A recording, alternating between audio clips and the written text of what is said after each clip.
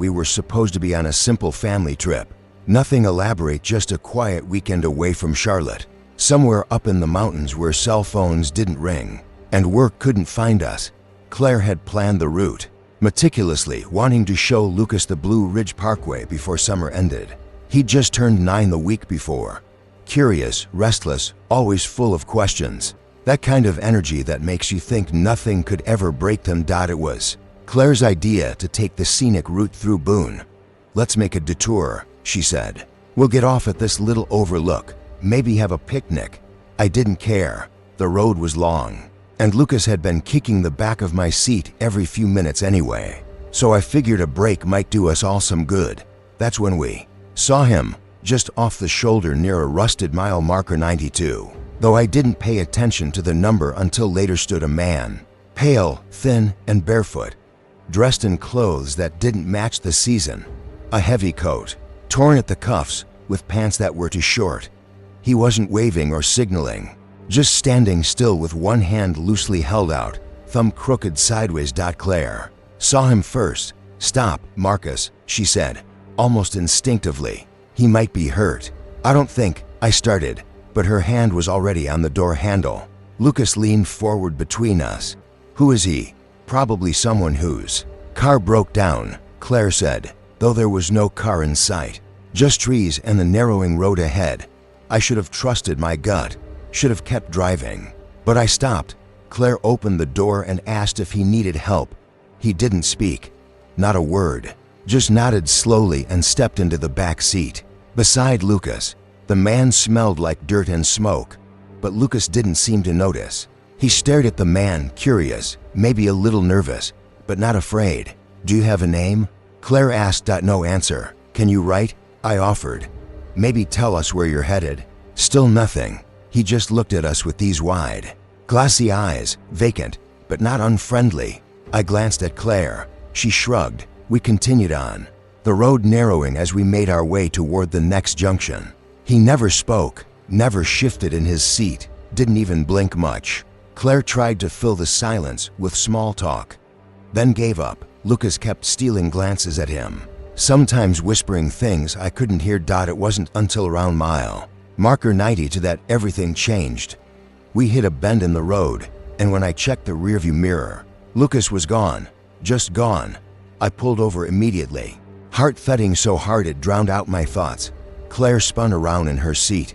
"Lucas?" she called, loud and panicked. Nothing. The man was gone. We searched the car, the roadside, the ditch, the trees, screaming his name until my throat felt raw. Claire collapsed to her knees, clutching her chest. I ran down the road in both directions, looking for footprints, broken branches, anything. But there was nothing. Not a single trace that anyone had ever been there.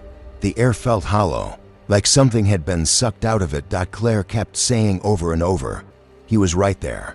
He was right there next to him." We flagged down a passing truck. Half an hour later, the driver radioed for help.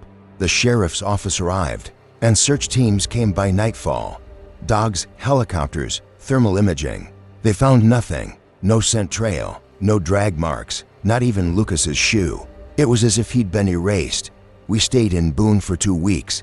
Hotels, motels, local shelters, even abandoned cabins. Claire barely slept. She stopped eating. I started to imagine seeing Lucas out of the corner of my eye at a gas station, in a diner mirror, but every time I turned, he was never there. Then the questions started, from the cops, from each other. What happened? Why didn't we ask more about the man? Why didn't we take a photo, get a name, something? Claire started to suspect me, quietly at first, then openly. I caught her going through my suitcase, reading my journal. She kept asking, "Did you see something I didn't? Did you say something to him?" As if there was a deal struck, some hidden betrayal I couldn't remember. I didn't blame her. I started suspecting her. We moved through grief like ghosts. The news ran a short segment. "Boy vanishes on scenic parkway." They showed our faces, blurred the license plate. But no tips came. Nobody recognized the man we described. Claire refused to go home until she found out more. One morning, I woke up and she was gone. Took the rental, drove to some county records office. When she came back, She had a local newspaper clipping from 1972. It told the story of a family husband, wife, 2 kids who had been traveling through Boone. They picked up a mute hitchhiker on the road. Not long after, their daughter vanished at mile marker 92. The man disappeared as well.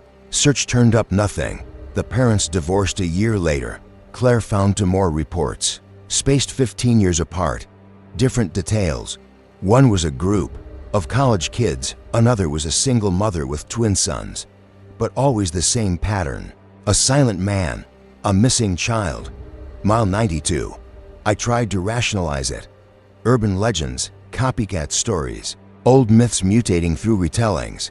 But deep down, I felt it too, something ancient, something that didn't care about reason or proof.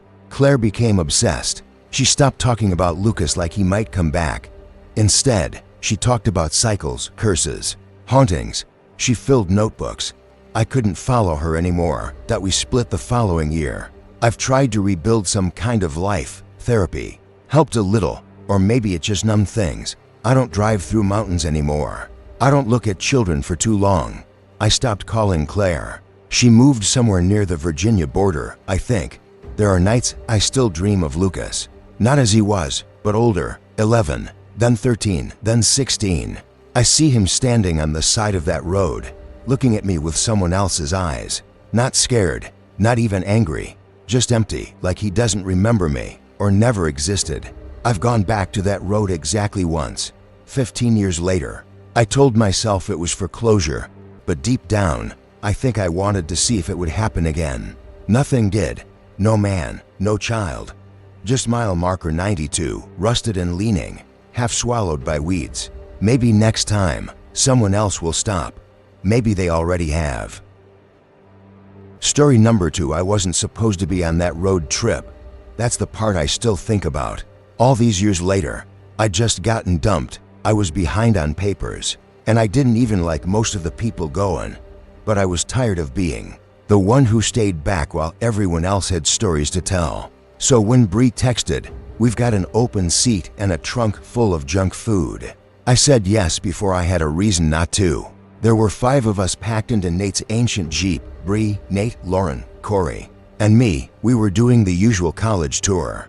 Nonsense taking Polaroids in gas station bathrooms, stopping at diners with weird names, trying to find haunted places that usually turned out to be piles of bricks, with beer cans scattered around. It was just harmless fun, or at least that's how it started. We were near Asheville when Corey brought it up. He was in the back seat, half asleep, when he suddenly sat up and said, "Anyone heard of the Hollow Church?" Bree rolled her eyes. Immediately, that Reddit thing, no, it's real, Corey insisted. It's off an old service road in the woods. People used to say it was for old revivalist meetings, but the locals thought it was cursed. There's a bell tower. If you ring it at midnight, weird stuff happens. I laughed. Like what? Ghosts, demons, spontaneous nosebleeds. People go missing, he said, or they go weird. One guy was found miles away, no shoes, muttering about blood baptisms.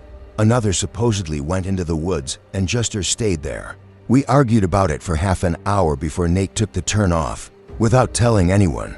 "If we're close, might as well check it out," he said, grinning. I wanted to protest, but I didn't. I told myself it was just another dumb story. Another photo op for someone's profile picture. We had to walk the last half mile on foot. The path was overgrown, but Corey swore he remembered the way from some online forum. When we reached the church, it wasn't as rundown as I expected. The roof was sagging, the windows were busted, but the structure was mostly intact. The bell tower still stood inside. It smelled like mildew and soot. The pews had been pushed aside, probably by other kids who came here for the thrill. Symbols were carved into the floorboards and back walls. Nothing overtly satanic, more like obsessive etchings overlapping circles. Names repeated hundreds of times, scratched in with keys or knives. We explored for a bit, filming everything, joking around.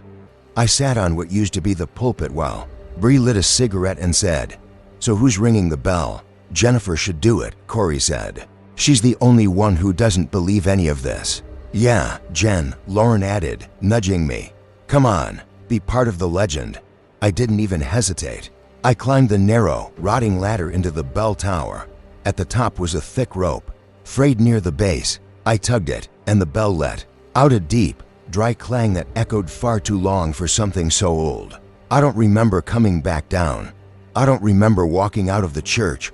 But apparently, right after I rang the bell, I stopped moving for a few seconds, then turned and walked straight into the woods. They told me they shouted for me, chased after me, but I didn't respond, didn't even look back. I moved fast, almost unnaturally. Nate tried grabbing my arm, but I jerked away with enough force to knock him over. I walked for 20 minutes before they lost sight of me. Completely. They called 911, of course, but we were out of range. By the time they got back to the car and drove far enough for a signal, I'd already found it. I woke up kneeling in front of a pit in the ground.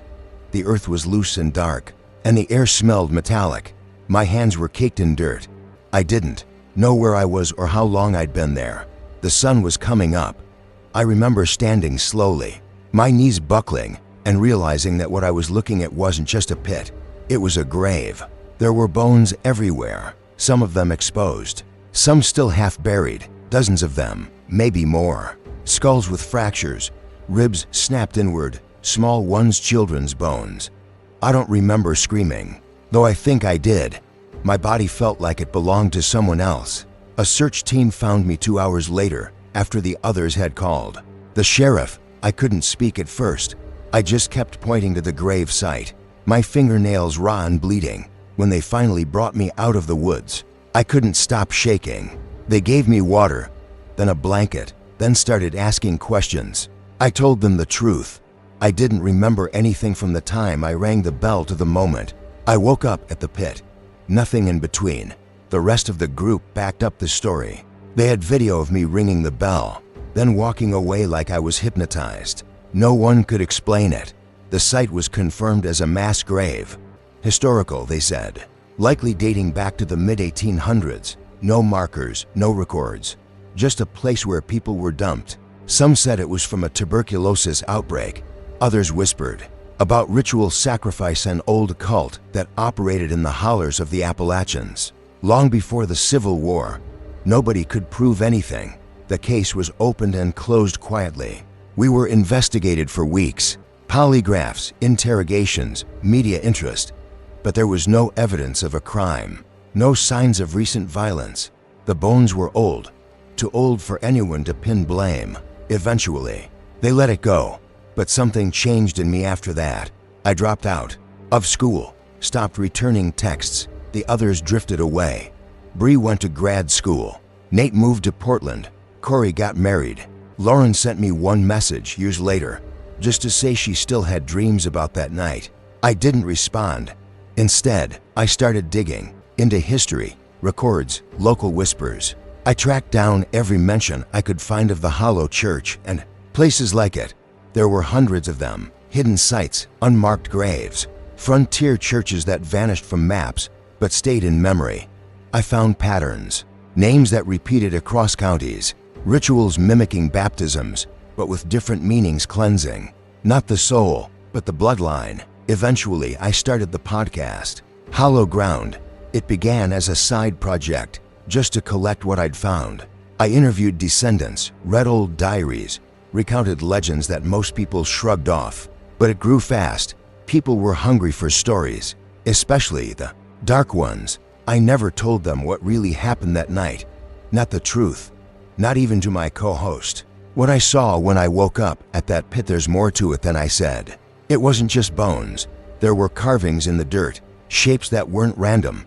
Spirals, circles, triangles interlocking. The same symbols from the church walls. At the center was a single handprint pressed into the soil. Smaller than mine. Fresh. Sometimes I dream about that handprint. In the dream, it moves, slowly curling into a fist, then opening again, like it's waving or waiting. I've had offers from networks to expand the show, true crime, docuseries, even a book deal. I turned them all down because they always ask the same thing. So what really happened in those woods? And I always give them the same answer. I don't know. It's a lie. I know exactly what happened, and I'll never say a word. Story number 3, if we'd taken the interstate like Mom told us to, none of it would have happened. That's the first thing I always say when people ask. Sam wanted the scenic route. He said it was faster, even though I knew he just didn't want to sit in traffic for hours. We were still buzzing from the festival, tired but wired, all muddy sneakers and sore backs and half-finished energy drinks. It was late, and we were somewhere in Harlan County, cutting through the winding switchbacks with Sam blasting a playlist and the windows cracked open. I remember checking the map on my phone and seeing a tiny blue dot curving past mile marker 41.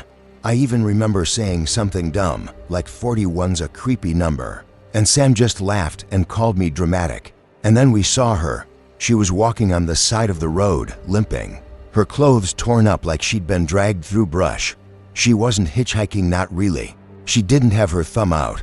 She was just walking, barefoot, with this look on her face like she was halfway between crying and screaming, but didn't have the strength for either. Sam slowed the car down before I even asked him to. "We can't just leave her," I said, and he nodded. The girl looked maybe a few years older than merely 20s, I thought. Her hair was stuck to her face, and her arms were scraped and bleeding. When we pulled over and I opened the door, she looked up like she was seeing daylight for the first time in years. "Please," she whispered, "I need to get away. I need to get away now." I moved over so she could climb into the back seat, and she collapsed more than sat. Sam asked if she needed a hospital, if she wanted us to call the police, but she just shook her head hard and said, "No cops, no hospitals, just get me away from here." That should have been a red flag, but I was 17 and shaken and trying to be helpful. I gave her my hoodie, tried to offer water, but she kept glancing out the back window like something might come crawling out of the woods to grab her. Sam didn't ask many questions. He just drove. But after a couple of minutes, I turned around and said, "What happened to you?" She hesitated. Her voice was hoarse, like she'd been screaming for hours. "There's a cabin back near the ridge. I don't know how far. They had cameras everywhere. I woke up there. I don't know how long I was there. Days, maybe. I kept blacking out. They made me wear things, say things. I think they were filming." I felt my stomach drop. Sam's knuckles went white on the steering wheel. "Do you remember how many people were there?" She shook her head. "I never saw their faces. Just voices, speakers, footsteps, lights through the ceiling, and cameras, always cameras, red, lights blinking, even in the dark. I waited until they forgot to lock the door. I just ran. I didn't know what to say. I looked at Sam in the rearview mirror, and he gave me this look like, 'Don't ask more. Just get her out.'" About 10 minutes later, everything changed. I turned to check on her again, just a quick glance. She wasn't there. I blinked, looked again. The back seat was empty. "Sam," I said, but he was already pulling over. We stopped in the middle of a tight bend and got out. I opened the back door like maybe she'd just crouched down or something, but it was empty. My hoodie was crumpled on the seat. The door had never opened. We would have heard it. She was just gone, like she'd never been there. But on the seat, under the hoodie, was a camera battery. One of those big, heavy rectangular kinds, the kind they use in pro-level film gear. And it had blood on it. Sam picked it up with 2 fingers, like it might explode. "Did she drop this?"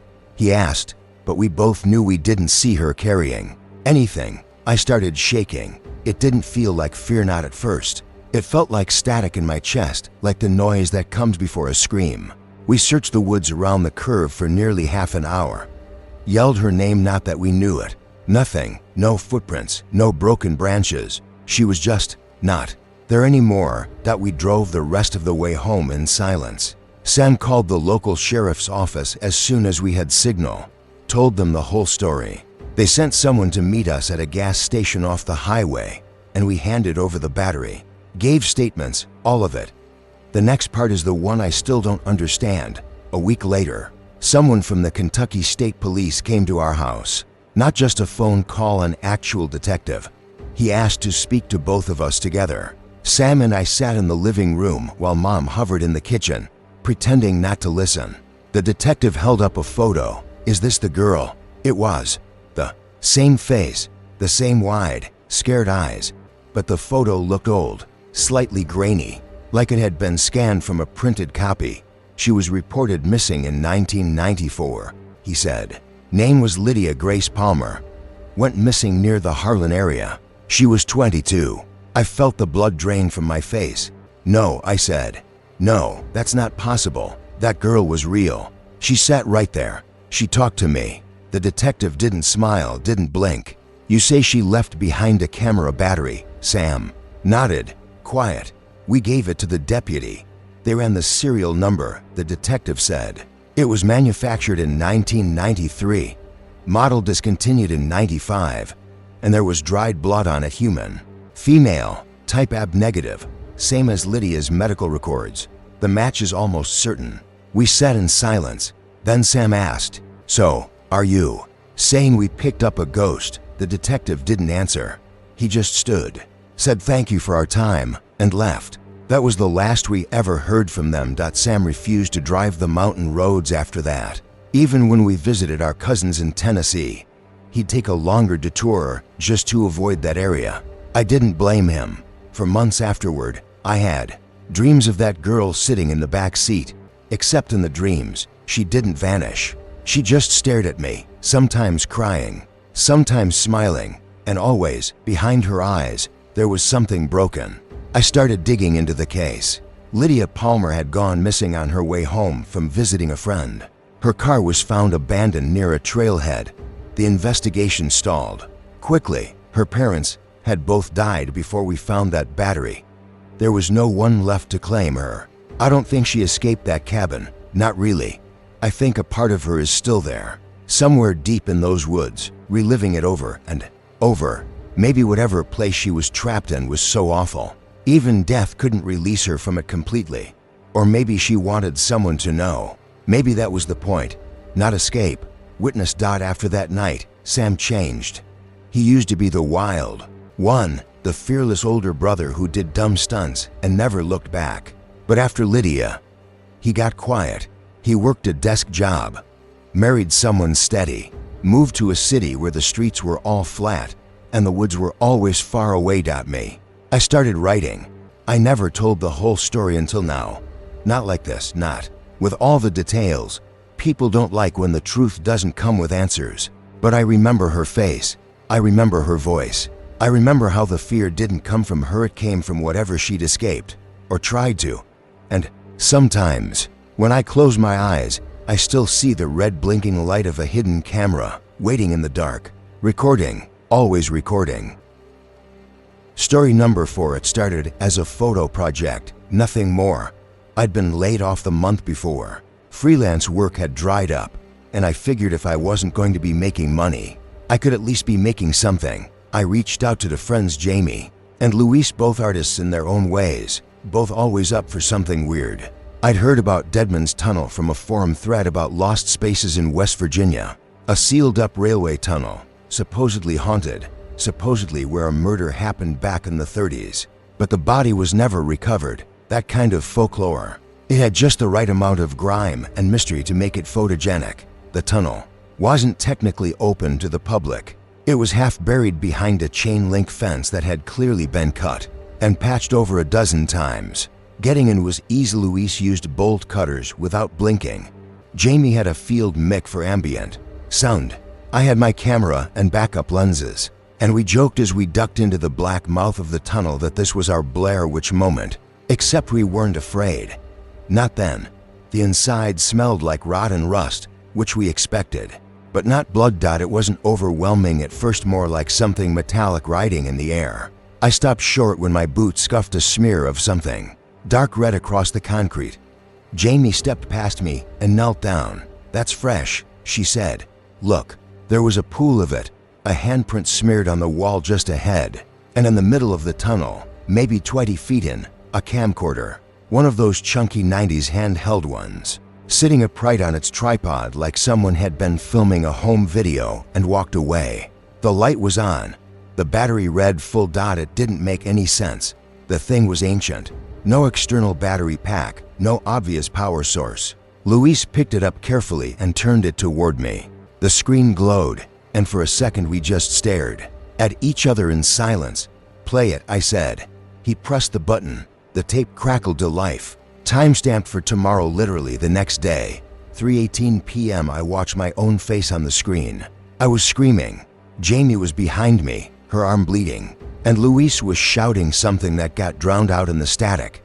The video was shaky, handheld, like someone was running with the camera.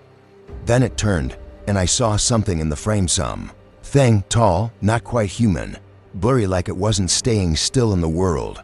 It lunged, and the video glitched hard before going black. We didn't say anything for a long time. Jamie was the first to break the silence. "This is a prank," she said.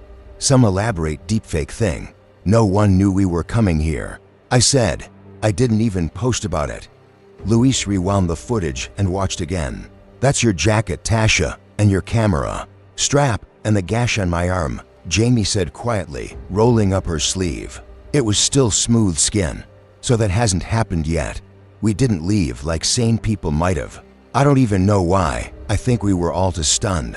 Or curious, or both. It felt like standing in front of a mirror that didn't reflect back yet. I took photos of the camcorder, the blood smears, the tripod, the handprint. I don't know why I kept shooting. Maybe I thought if I documented it, it would make it more real. Or maybe less. We decided to head back to the airbin for the night. None of us said it, but we didn't want to be anywhere near that tunnel at 3:18 the next day.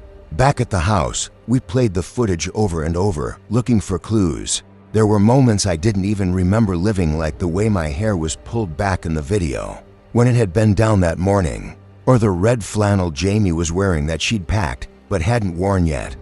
And the thing, whatever it didn't look like anything I'd ever seen. It had the shape of a man, but it moved like it was being filmed through a broken lens. Limbs too long, face never quite visible, like our eyes couldn't agree on what we were seeing.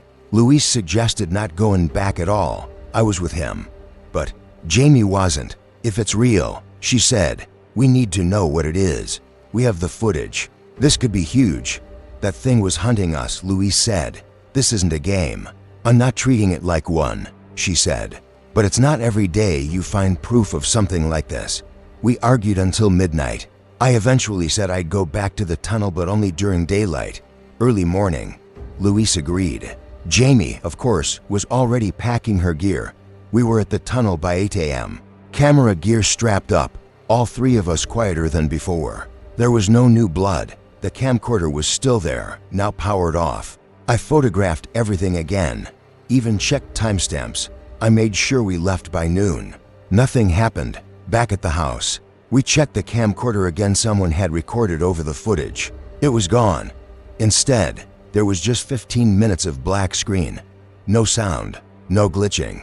Like nothing had ever been there. Jamie vanished that night. We went to bed around midnight. When I woke up, the front door was wide open and her shoes were still by the stairs.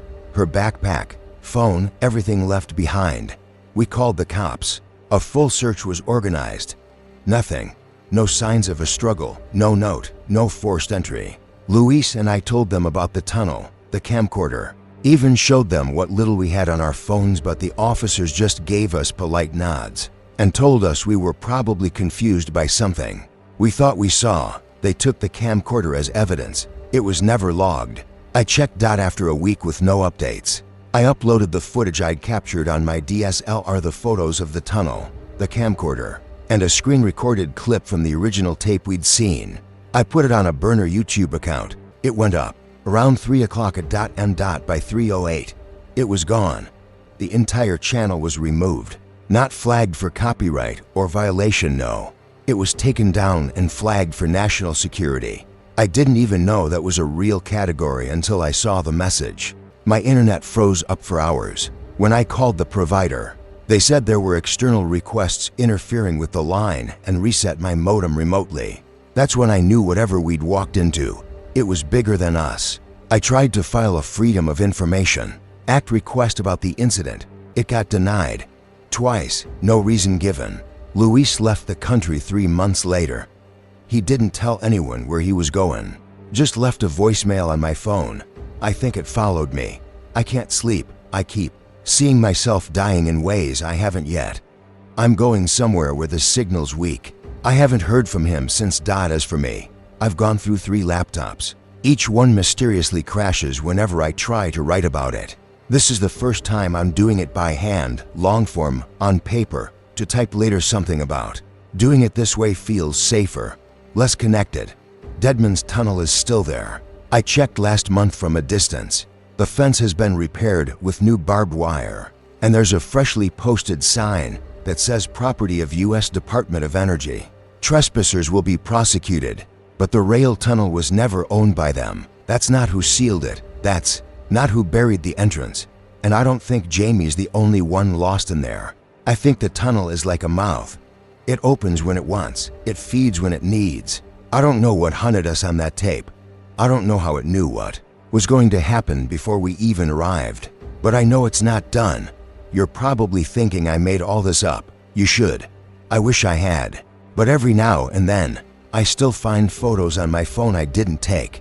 Of me, sleeping, wearing clothes I don't own, in rooms I've never seen. And in the blurry background, sometimes I think I see Jamie, still running, still screaming, still trying to warn me.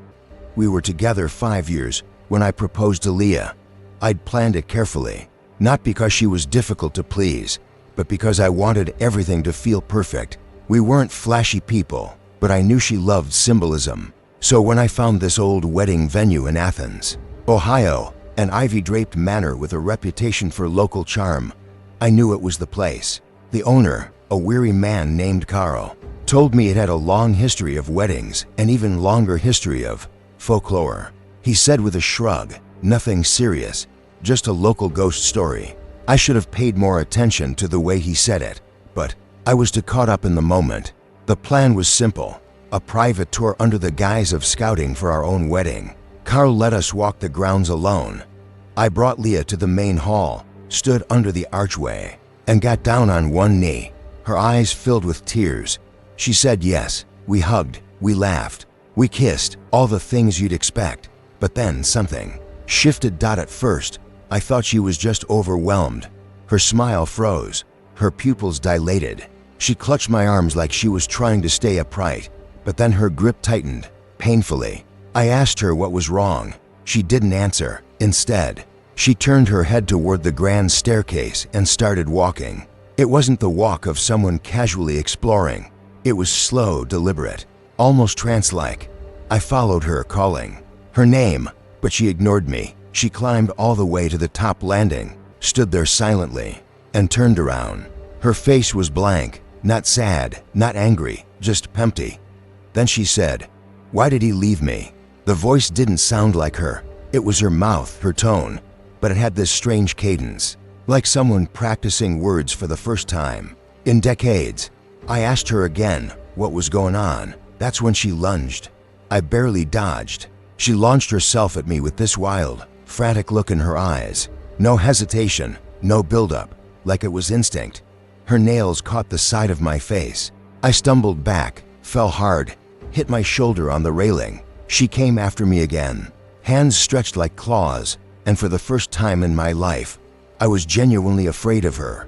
I managed to grab her wrists and shout her name over and over, until finally, something clicked. She blinked rapidly, looked around, and collapsed into me sobbing. We didn't talk much on the ride home. She kept asking me what happened. She said she didn't remember walking up the stairs, didn't remember attacking me. Just flashes, like being underwater, half dreaming. She thought maybe she fainted or panicked. I didn't push her. I wasn't ready to admit what I'd seen. But that night, I couldn't sleep. My cheeks stung from the scratches, and every time I closed my eyes, I saw her face on that landing. Not angry, not crying, just void. Over. The next week, things got worse. Leah had dreams, violent ones. She'd scream in her sleep, wake up crying, sometimes whispering the same phrase. He left me. I waited.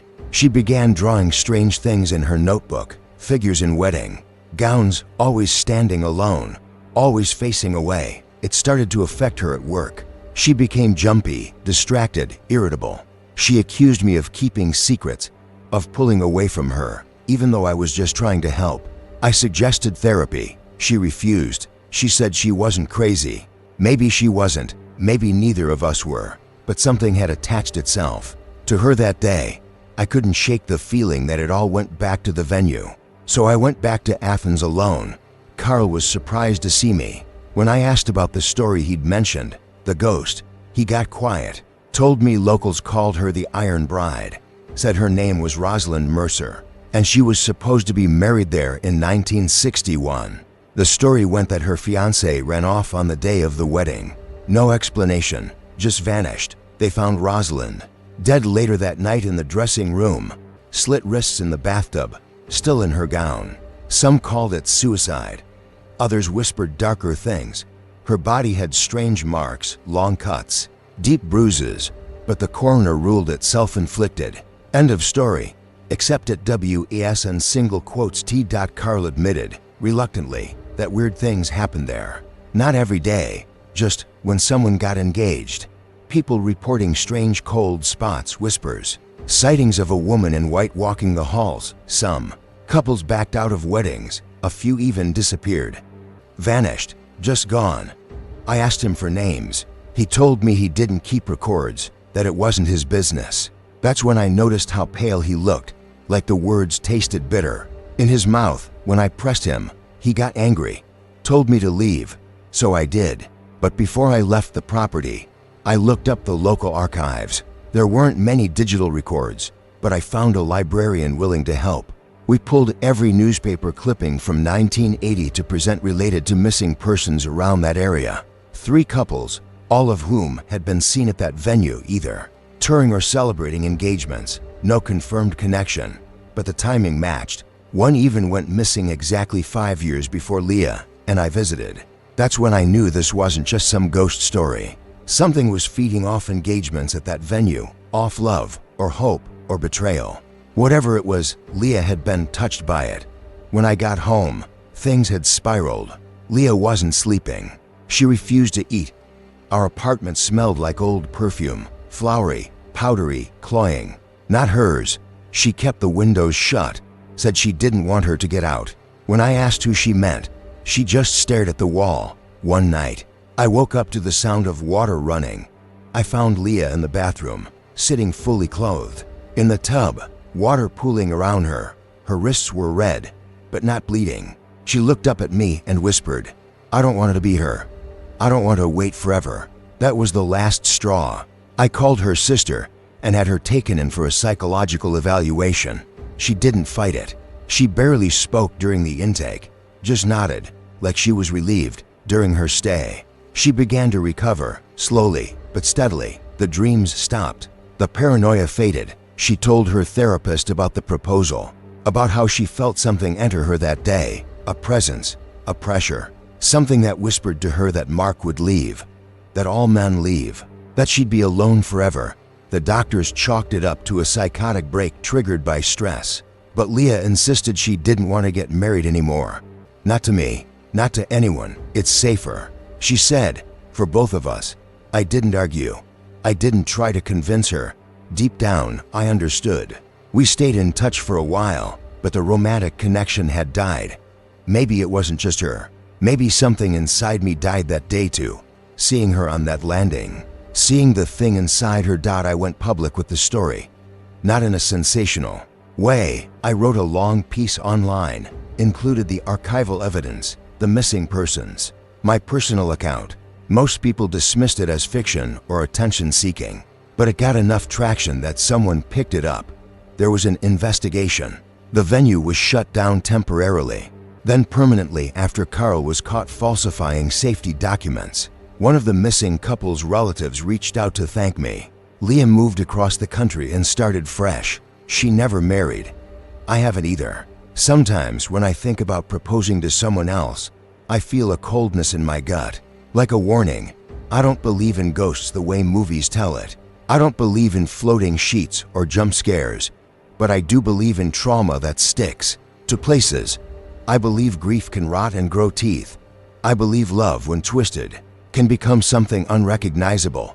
And I believe Rosalind is still there, waiting, not for her fiancé anymore, but for anyone stupid enough to promise forever. Under that roof, I made that promise, and I barely got out alive. Story number 2. I used to lie about it for years. told people I'd gotten lost in the woods, that I'd followed my sister and tripped, hit my head, and wandered until they found me. That's the version I gave the sheriff, my parents, even the counselor they sent from Charleston. I said it over and over until they believed it, but I never believed it myself. The truth was worse. Still is. It started at the Beckley County Fair in the summer of '65. I was 9. My sister, Abby, had just turned 11 and acted like that gave her authority over me. She didn't want to babysit me that afternoon, but Mom said she had to. We got our tickets and went straight for the rides, the Ferris wheel, the bumper cars, the tilt-a-whirl, normal stuff. But then, toward the far edge of the fairground, past the funnel cake line and the pony rides, there was a little tent we hadn't noticed before. Red and white stripes, sagging in the middle, no music, no barker. Just a wooden sign that read, "Giggles the Great, laughter for all ages." Abby didn't want to go in, said clowns were stupid. But I begged, so we stepped inside. The tent was nearly empty, just a few other kids and one adult near the back. On a makeshift stage stood a clown. He wore all white, gloves, jumpsuit, tall socks, except for the red buttons down his front, and a white mask that covered his entire face. The mask had a big painted smile and round blush cheeks, like porcelain. But the eyes, they weren't painted. You could see his real ones behind the holes. They didn't smile. He didn't speak, just did tricks. He made balloon animals without twisting the balloons, just held them, and they shaped themselves. He juggled pins that never came down. He mimed getting into a box and vanished completely, then popped up behind us with a toot of his horn. The kids loved it. Even Abby smiled once. The show lasted maybe 15 minutes. Then he waved and bowed, and the adult ushered us out one by one, pressing a peppermint into each child's hand. When it was my turn, the clown bent close and whispered, "I'll tell you the secret joke later." I laughed nervously, said okay, and left. We went home, had dinner, and forgot about it for a while. But that night, I woke up to tapping, soft, careful taps against the glass of my bedroom window. I sat up, and there he was, the clown, standing just outside the pane. Same white mask, same red buttons. He raised a gloved finger to his lips, then motioned for me to follow. And somehow, I did. Abby was already outside when I got downstairs. She didn't look scared, just kind of dazed. She didn't even seem surprised to see me. We didn't speak. We followed him. He led us into the woods behind our neighborhood. It wasn't far, maybe half a mile, but far enough that the houses disappeared. As we walked, more kids joined. I recognized a few from school. No one talked. It was like we were all under a spell, walking half asleep. We reached a clearing, and the clown turned to face us. He bowed low, spread his arms, and began to perform again. This time, there was no stage, no props. He danced in circles, spun impossibly fast, floated for seconds at a time. Then he started telling jokes, not with words, but images, like shadows forming in the air above him.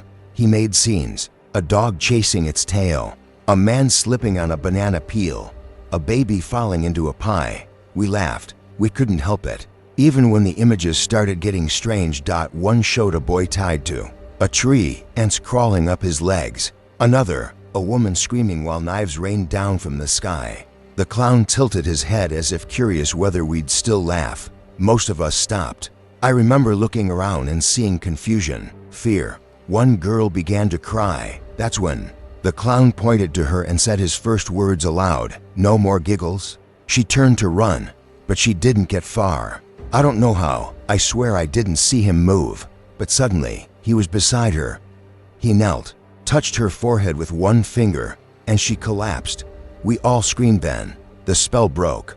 Kids scattered in every direction. I ran, tearing through brambles, getting scratched and muddy, until I finally collapsed near a stream bed. They found me at dawn, scraped up, dehydrated, shaking. I told them I got lost, that I'd followed Abby, and we'd gotten separated. They didn't find her, or the others, for kids disappeared that night. Only I came back. The town went into chaos. Search parties combed the woods. Dogs were brought in. Deputies asked questions I couldn't answer without sounding insane. I stuck to my lie, said I didn't remember anything after we left the fair. The adults wanted to believe me. It gave them a place to start, a reason to dismiss the rest. But the kids knew, especially the ones who hadn't followed the clown that night but remembered the show. Some said they'd seen the clown again. Just glimpses, between trees, on rooftops, in reflections, always silent, always smiling. But the sheriff shut it down, said it was panic, rumors. He banned all traveling, axed from the fair the next year. Still, the missing posters stayed up long after hope was gone. A month after the disappearances, Deputy Owens came to our house, said they'd found something. He didn't give details, just said he needed me to come with him and my father to confirm. I didn't want to go, but Dad insisted. We drove up to a ridge past the forest, where a narrow path led to a cave mouth. Inside, near the back, they'd found bones, human bones. For sets, the cave was cold and dry, untouched for years, and beside the bones was a neatly folded clown costume, white with red buttons, clean, no dust, no blood. I didn't say anything, just nodded when they asked if I recognized it. Deputy Owens gave me a long look but didn't push. That night, he came to our house again, this time alone. Waited until my parents were distracted, then pulled me aside and asked quietly, "He told you a joke, didn't he?" I stared at him, throat dry. I didn't answer. He just nodded like he already knew. Then he said, "Some things were a face, so we'll let them close." The disappearances stopped after that. No more clowns at the fair. No more kids missing. People moved on, new families came in, old ones left. But every so often, someone would ask about that summer, and the story would come back, changed a little each time. Some said it was a predator in a costume. Others blamed hysteria or cults. But the kids who were there, we remember. I'm old now. I have a son of my own. He's 8, curious, bright, loves to laugh. But I don't take him to fairs, and when he asks me why, I tell him the truth. Some jokes are meant to hurt. Some laughter isn't human, and some masks never come off. Story number 3. I didn't plan on teaching in Bluefield. It just happened. I'd finished my degree right as the pandemic hit, and schools were desperate. Bluefield Elementary had an opening for a 4th grade teacher, and despite the peeling paint and outdated textbooks, it was a job. A job meant stability. I told myself I'd stay a year, maybe 2, get some experience, and move on. The school building was old, too old. A red brick structure from the 1920s, with thick wooden doors that creaked like they had memories. The classroom I was assigned had slate blackboards instead of whiteboards, and actual chalk trays. The kind of room where you could still smell pencil shavings and old paper. My first week was uneventful, if exhausting. The kids were sweet, talkative, a little wild, but nothing I couldn't handle. By the 2nd week, though, I started noticing things. It began small. Chalk left on the tray would be used overnight. Messages scrawled across the board when I opened up in the morning. At first I thought it was a prank. Help us. He took us. One morning it simply said, "Look down." Creepy, sure, but I figured maybe one of the custodians had a dark sense of humor, or some student had access to a key. I wiped it away, like all the others. Then the drawings started. Kids, badly drawn, but clearly children, scratched in chalk across the bottom of the blackboard, each with a different face, different hairstyle. One wore pigtails, another had glasses. None of my current students matched them, and when I erased them, they'd reappear the next day. Same faces, same eyes, always looking up. I reported it to Principal Garland. He chuckled, said old buildings have quirks, and maybe I was overworking myself. "There's no ghosts, Ms. Lively," he said, smiling like I was a child afraid of the dark. But I wasn't afraid. Not then. I was annoyed. I thought someone was messing with me. Then came the first time I saw them. It was a Thursday afternoon, after dismissal. I was grading math tests, half listening to a podcast, when I caught movement near the coat closet. I looked up and saw a boy, just standing there, pale, hair combed neatly, clothes old-fashioned, like something out of a 1960s photo album. I blinked, and he was gone. I ran to the door, checked the hallway, empty. I didn't sleep much that night, or the next. The faces kept showing up. Sometimes I'd see them in the windows, not outside, inside, reflected back at me, watching from just behind the glass. I told Garland again.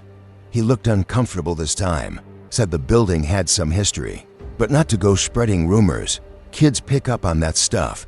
He warned, it creates panic. I started doing my own research, public records, old newspaper clippings, and I found it. An article from 1967. 3 children vanish from Bluefield Elementary. No evidence, no leads. A boy named Thomas and 2 girls, Sally and June, all 4th graders, gone without a trace. The article mentioned a janitor named Eldon Cray. He'd worked at the school for decades, lived alone, no family. He wasn't charged. No evidence linked him to the disappearances, but he was questioned extensively. Resigned shortly after. Died in 1972. That was the last anyone wrote about it. I printed the article and brought it to Garland. He sighed, rubbed his eyes, and admitted he'd heard whispers when he took the job, but never saw proof. That cellar, he said, like he regretted speaking. No one uses it anymore. I pressed him. What cellar? He shook his head. Old service area. Sealed up in the 80s. Full of asbestos probably. Just stay out of it. So naturally, I didn't. It took me 3 days to find the entrance. Behind the boiler room, past a rusted gate and a padlock that had already been cut. Someone else had gone down there. Recently. The stairs creaked beneath my feet. The air was thick and stale. I used my phone's flashlight. The space wasn't large. A few old shelves, broken desks, and a wooden door hanging half open. Inside was a narrow corridor leading to a dead end. Except it wasn't. On the wall at the end, scratched into the brick in fading chalk, were dozens of names. Some I didn't recognize. Others, Thomas, Sally, June, matched the missing children from the article. Beside the names was something worse, a pile of small objects, a hair ribbon, a cracked pair of glasses, a tiny leather shoe. My breath caught in my throat.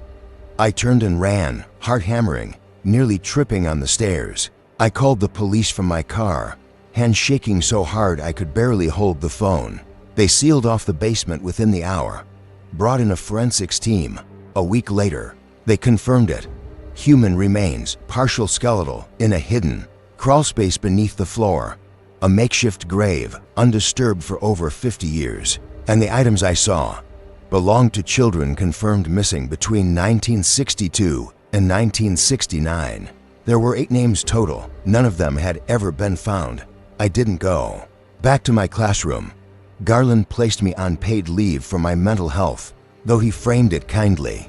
Said I'd done a good thing, uncovering the truth. Closure, he called it. But it wasn't closure, because I still saw them. The boy with the combed hair, the girl in pigtails, reflected in my TV screen when it was off, in the window of the bus, as I passed the school, in the rearview mirror when I stopped at a red light. Just standing there, watching. I tried therapy, medication, meditation. Nothing helped. The dreams started next. Not nightmares, not exactly, just long stretches of silence where I'd walk through endless, echoing hallways, lockers clanging shut, whispered laughter behind doors that wouldn't open, and always the same sensation, chalk dust on my hands, on my clothes, in my mouth. I resigned officially in January, wrote a letter, no explanation, just said I wasn't returning. I couldn't, not after what I saw, what I still see. They say trauma lingers, that the mind can trap you in places long after you've physically left them. But I don't think this is trauma. I think those children followed me. Or maybe they never left. Maybe they just finally found someone who noticed. I don't know why me. I was just a teacher. I didn't ask for this. But I saw them, and now they see me every time I pass an empty playground. Every time I hear chalk squeak where there is none. Every time I turn off the lights and catch a flicker of movement in the corner of my eye. I keep telling myself they're at peace now, that they just wanted to be found. But if that were true, I think they'd be gone. Instead, they linger. Not angry, not violent, just present, as if waiting for something. Maybe justice wasn't enough. Maybe justice came too late. Or maybe they're still trying to finish something they started long ago. Something they never got to do. I wish I could say I'm not afraid.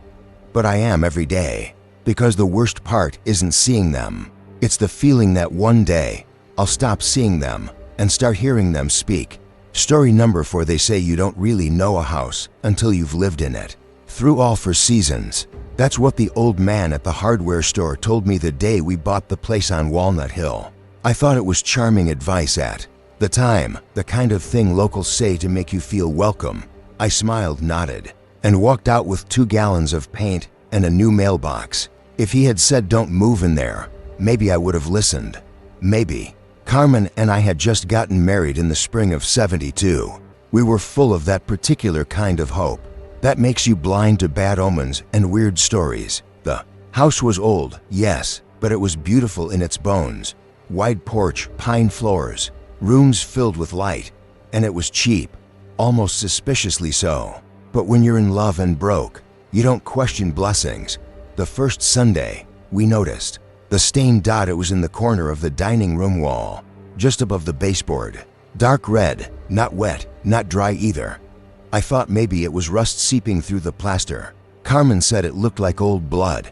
She laughed when she said it, like she was joking. I laughed too, but not as easily. I scrubbed it. It came off. Mostly, we forgot about it until the next Sunday when it came back. Same spot, same color. This time it was a little bigger. I ran my finger across it. It felt sticky. Carmen didn't laugh then. Neither did I. I checked the pipes behind the wall. Nothing unusual. No leaks, no rodents. I even called a plumber who opened up a square of drywall and poked around. Everything's bone dry. He said, that ain't water. He shrugged and left. I didn't sleep well that night. Week 3. It wasn't just the dining room. The upstairs hallway had a thin line snaking down from the ceiling. It looked like it had been drawn with a brush dipped in red. Carmen stared at it for a long time, without speaking. I touched her arm. She flinched. We didn't talk about it much after that. But we both knew. The 4th Sunday, it escalated. I woke up to the smell, coppery and thick, like something sour had been left out in the heat. I followed it down the stairs, heart pounding. Carmen wasn't in bed. I found her in the living room, crouched low in front of the fireplace, humming a slow, tuneless melody. Her hands were covered in something dark, and she was writing on the wall with it. And I will cleanse this blood that I have not cleansed. She wrote it slowly, carefully, not in her handwriting. I called her name, once, then louder. She didn't turn. I grabbed her shoulders, and she blinked, suddenly awake, like she'd been dropped into herself from far away. When she looked down at her hands, she screamed. We went to the doctor the next morning. They said she might have been sleepwalking, stress, adjustment issues.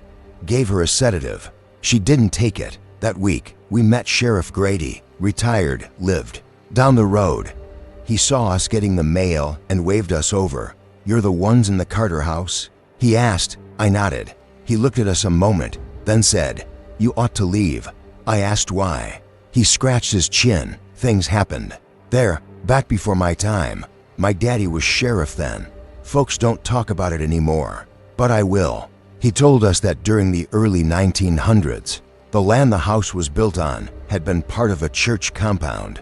Not your Sunday service type, but one of those fire and brimstone sects. The leader, a man named Rev. Ellison, believed the end was near and sin was all around. In 1912, he and his followers murdered 15 people they accused of defiling the land. They were buried in a pit behind what is now our house. When the sheriff finally arrived, Ellison slit his own throat in front of his congregation. The town quietly erased the story. The land was sold cheap, and houses went up. Carmen went pale. I didn't know what to believe. I wanted it to be just a story, but I'd seen the stains. I'd seen my wife painting scriptures in blood. Grady said, there's one other person you might talk to, Father Merrow. He tried a blessing back in '58. Didn't stick, but he's still around. So we went. The priest was old, thin, sharp-eyed. He didn't act surprised. Some places are wound too tight with pain. He said, the land remembers. So do the walls. I'll come. That Sunday. He arrived with holy water and a crucifix that looked older than him. He prayed over every doorway, touched the walls, recited Latin under his breath. Carmen watched quietly. I held her hand, though it was cold and still. When he got to the fireplace, he stopped. "This is the mouth," he whispered.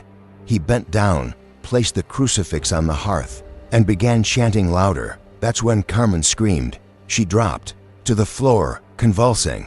I rushed to her, but she pushed me away. Her eyes were wide, glassy. She spoke, but not in her voice. It was deep, guttural, violent. She repeated a single phrase over and over. "The blood speaks. The blood speaks." Then silence. Father Merrow collapsed to his knees. Sweat poured from his face. "It won't let go," he gasped. "You must leave." We packed that night. I didn't even finish the boxes. We left furniture, dishes, wedding gifts. Carmen never spoke of it again. Her eyes stayed distant. I took her to her mother's house in Charlotte. I stayed with her for 3 days. On the 4th, I went back, not to live, just to see. The townspeople were gathered around the house. Sheriff Grady stood with a gas can in one hand. A group of men circled the house with torches. No one spoke. I stood there and watched as they lit the foundation. Flames rose quickly, swallowing the porch, then the windows, then the roof. Black smoke curled into the sky. The crowd didn't cheer. They just stood there, solemn, like they were burying something that should have been buried long ago. After it burned, the land sat empty. No one bought it. Nothing grew there. Carmen never fully recovered. She smiled less, spoke softer. Her hands trembled when she touched paint or ink. We never returned to Boone. Never drove past the turnoff to Walnut Hill. I still dream about that house. In the dreams, I walk through the hallways barefoot. The floor is warm, sticky. The walls pulse. I hear whispering behind the drywall, voices murmuring verses I don't recognize. And always, always, I smell blood. They say you don't know a house until you've lived in it through all 4 seasons. But some houses shouldn't be lived in at all. Some were never meant to be homes. That was the house that bled, and it nearly bled us dry.